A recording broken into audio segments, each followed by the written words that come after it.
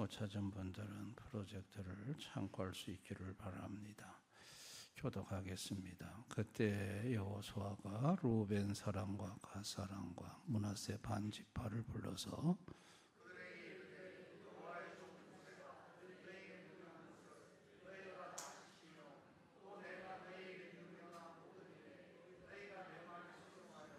오늘까지 날이 오래도록 너희가 너희 형제를 떠나지 아니하고 오직 너희 하나님 여호와께서 명령하신 그 책임을 지키도다.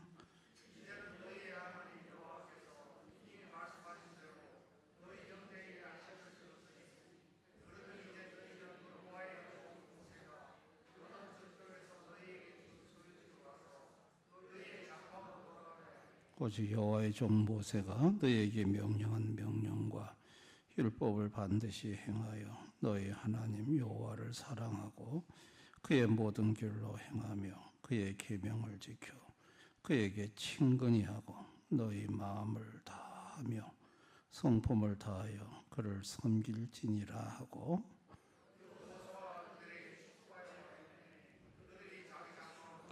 므낫세 반지파에게는 모세가 바산에서 기업을 주었고 그 남은 반지파에게는 여호수아가 요단 이쪽 서쪽에서 그들의 형제들과 함께 기업을 준지라.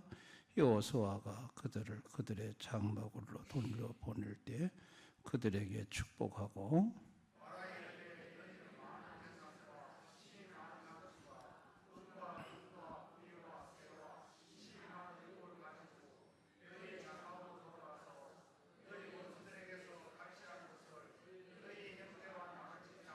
다 같이 루벤 자손과 갓 자손과 므낫세 반 지파가 가나안 땅 실로에서 이스라엘 자손을 떠나 여호와께서 모세에게 명령하신 대로 받은 땅 곧 그들의 소유주 길르앗으로 가니라.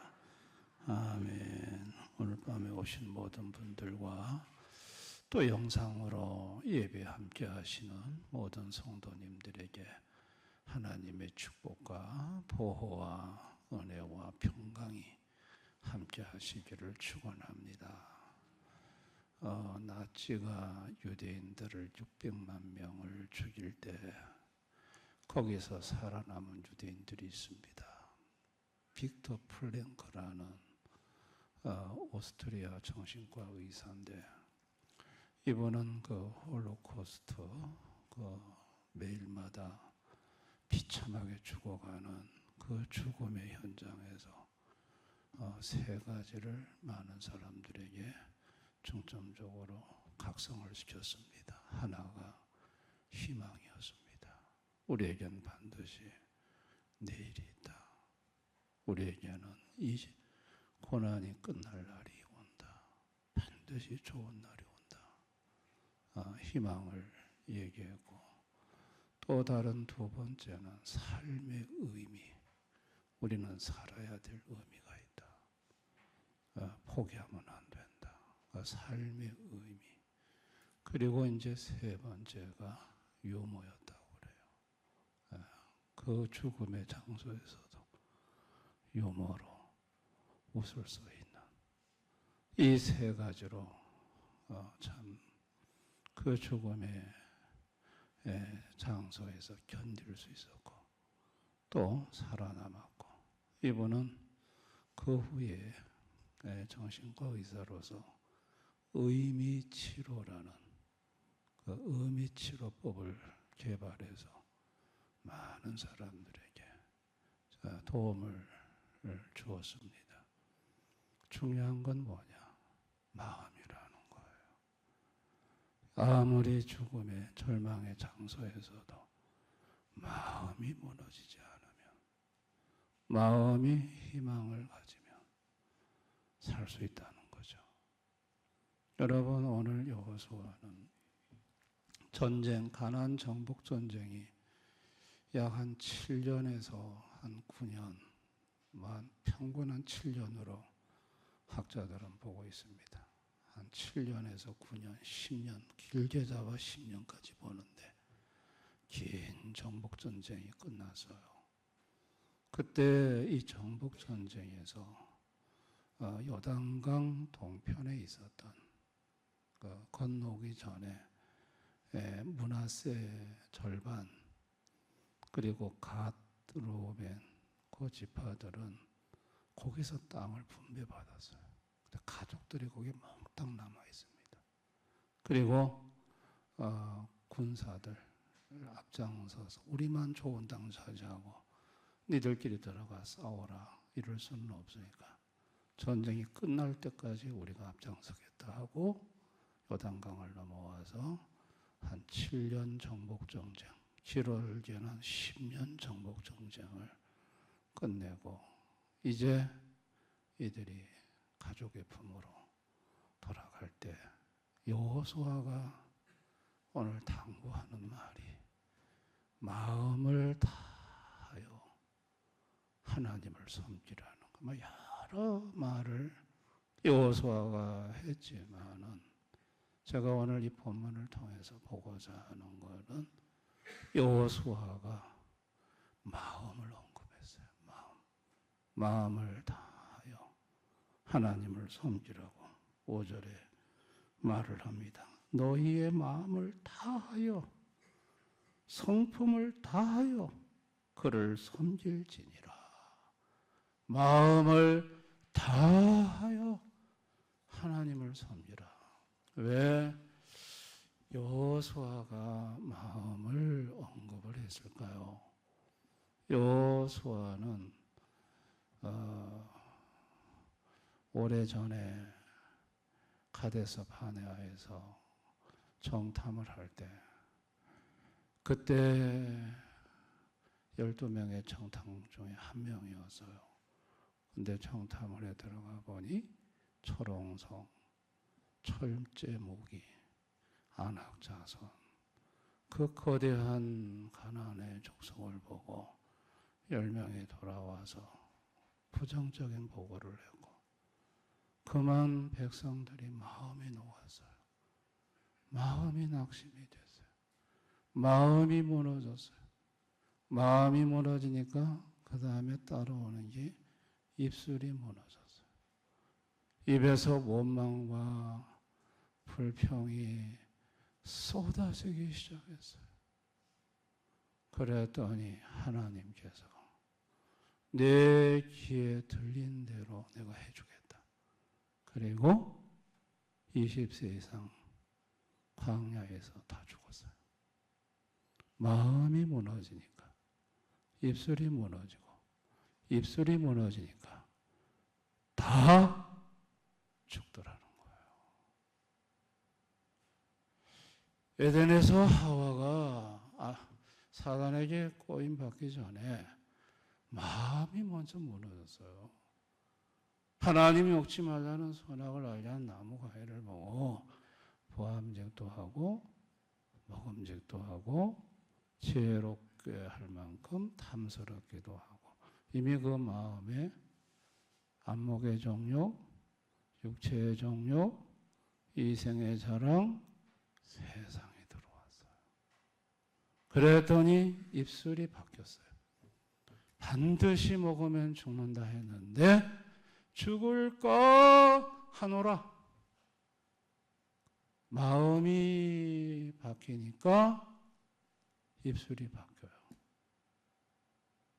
그리고 다 무너졌어요. 에덴도 무너지고 생명도 무너지고 다 무너졌어요. 다 무너졌어요. 그래서 여호수아는 이제 이들이 빈손으로 돌아가는 게 아니에요.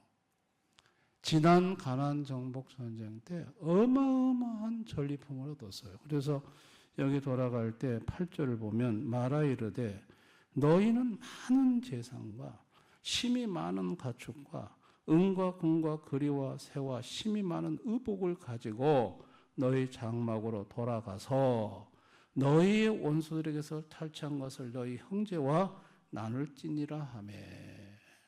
보세요. 심이 많은 것을 가지고 돌아가요. 그걸 나누거든요. 부요가 온 거죠. 이제는 걱정 근심이 없어요. 평안해요.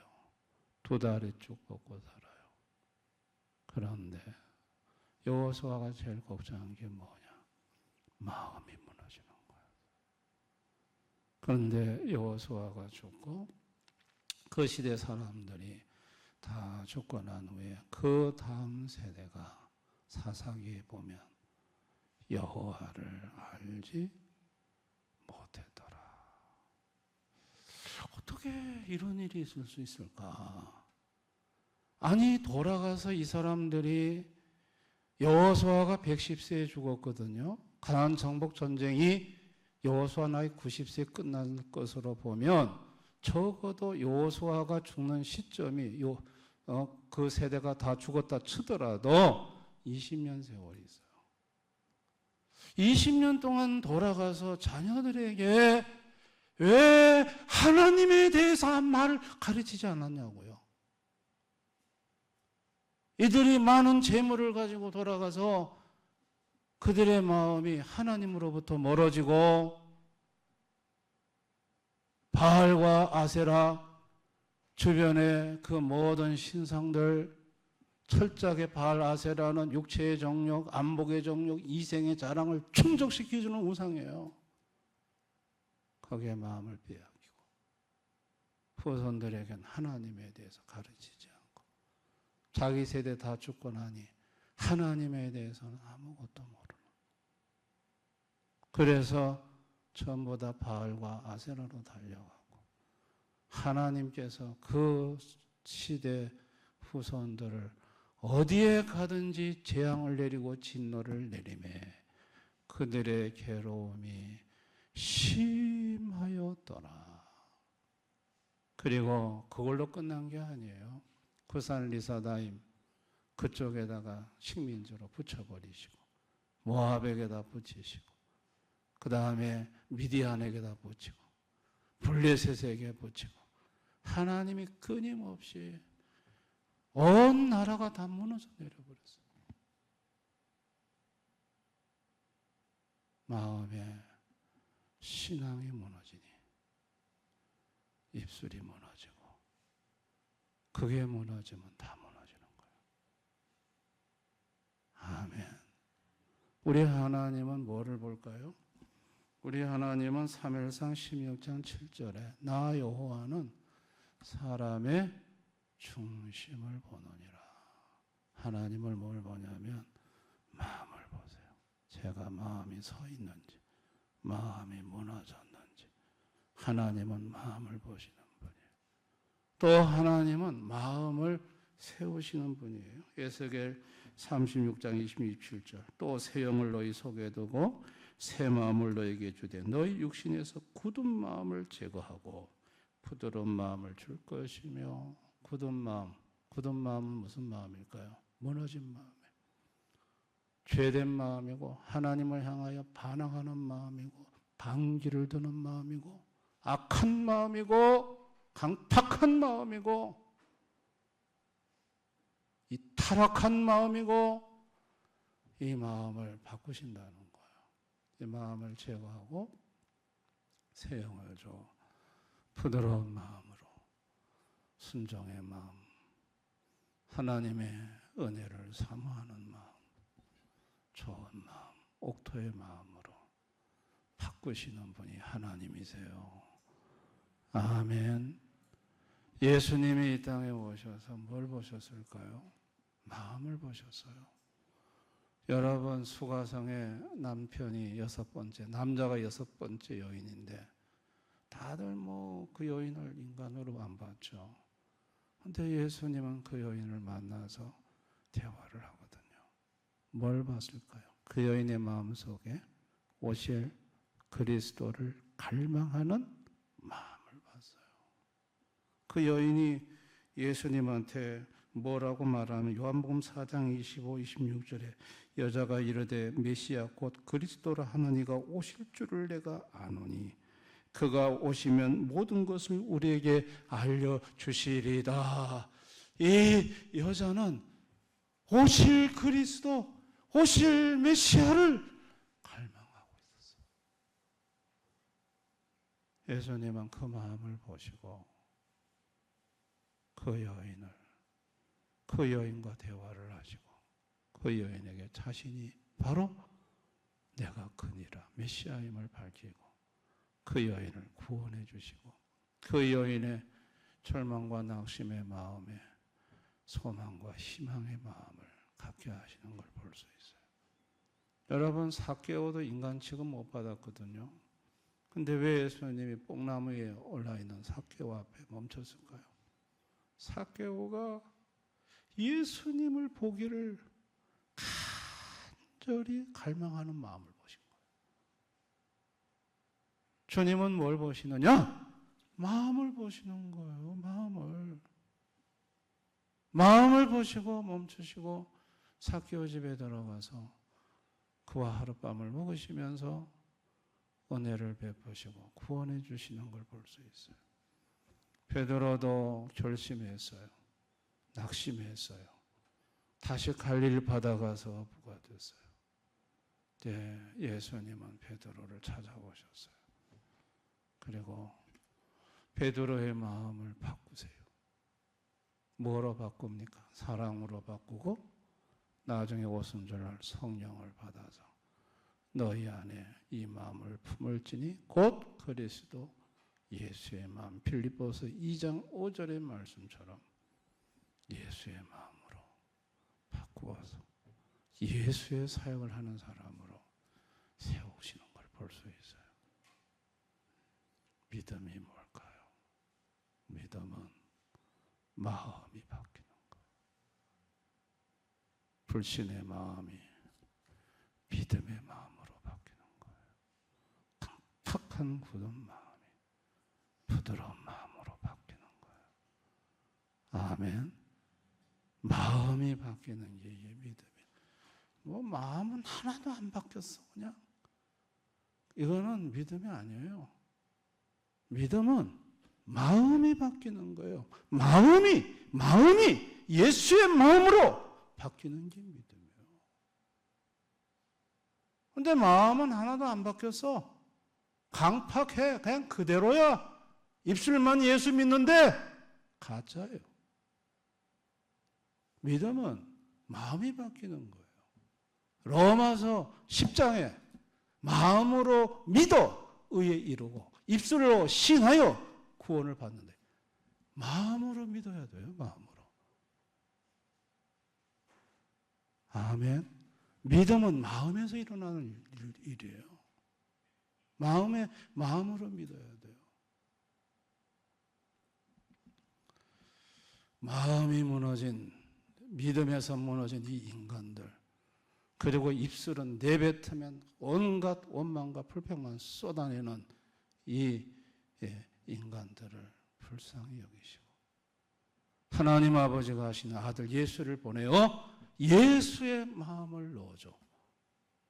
그의 입술이 원망과 불평의 마음이 아니고 감사와 기쁨의 마음으로 바꾸어서 무너지는 인생이 아니라 세워지는 복된 인생으로 만들어주고자 하셨던 것이 하나님 아버지의 마음이셨던 거예요. 아멘. 이스라엘의 역사는 어떻게 됐을까요? 무너졌죠. 마음이 무너지니 입술이 무너지고 입술이 무너지니 나라가 다 무너졌거든요.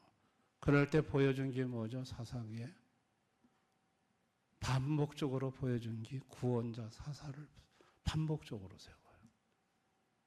그건 뭘 의미하는 거죠? 앞으로 오실 구원자 예수 그리스도를 예표하는 거예요.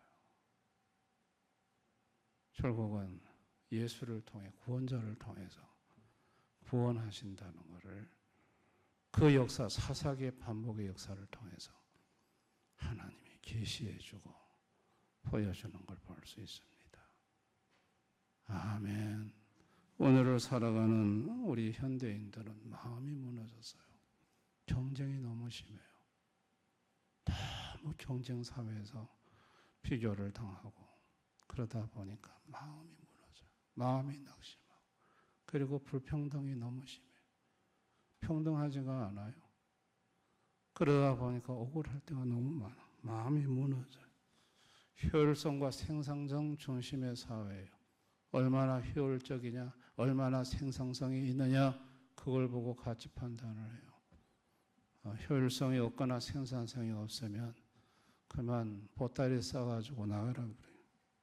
관계 단절과 고립.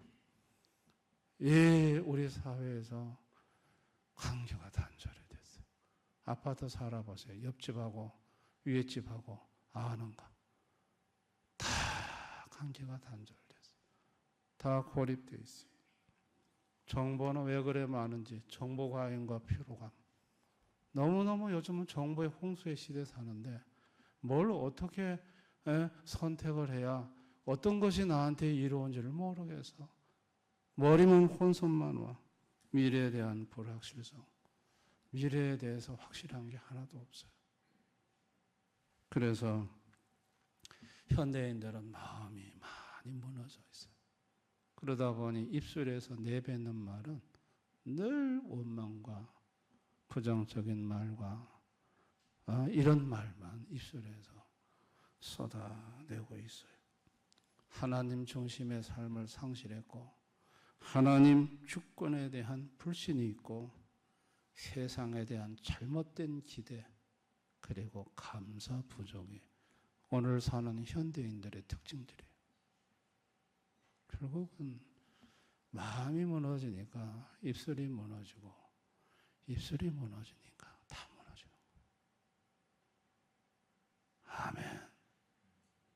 근데 우리 성도들도 마찬가지죠. 성도들도 이런 척박한 세상 속에 살아가면서 마음이 무너질 때가 많아요. 믿음이 무너질 때도 많고.